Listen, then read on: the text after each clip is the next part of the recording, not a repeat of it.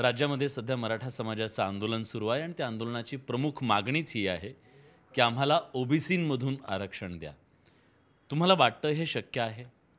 असं देता येईल सरकारला? माझ्या वाटण्यावरून शक्य होणं होत नसतं. हं. पण मला जे राजकारणामध्ये गेल्या अनेक वर्षात मी राजकारण जवळून पाहत असताना सामाजिक न्यायाची भूमिका ठेवून राजकारणामध्ये मुंडे साहेबांनी पाऊल ठेवलं, आम्ही ठेवलं.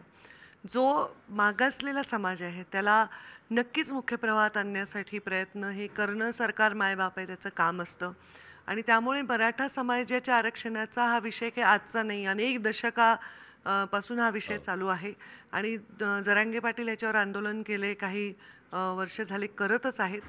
पण यामध्ये मी नेहमी सांगितलंय, की सामान्य गरीब माणसाला मुख्य प्रवाहात आणण्यासाठी आमचा नेहमीच त्याच्याबद्दल चांगल्या भावना आहेत. कारण मला ओबीसी नेता हा शब्द आवडत नाही, पण बहुजन नेता हा आवडतो. हं. कारण त्याच्यामध्ये जास्त व्याप्ती आहे, जास्त गांभीर्य आहे, जातीवादाचा शब्द वाटत नाही तो.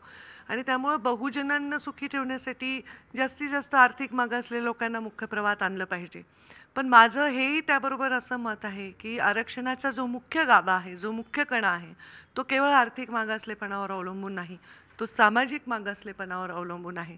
शिक्षण मिळालं, नोकऱ्या मिळाल्या, आर्थिक उन्नती झाल्याने जात पुसली जाणार असेल, हं. तर काही म्हणजे त्याच्यासारखं सौंदर्य कुठल्याही समाजात स्थापित होऊ शकत नाही.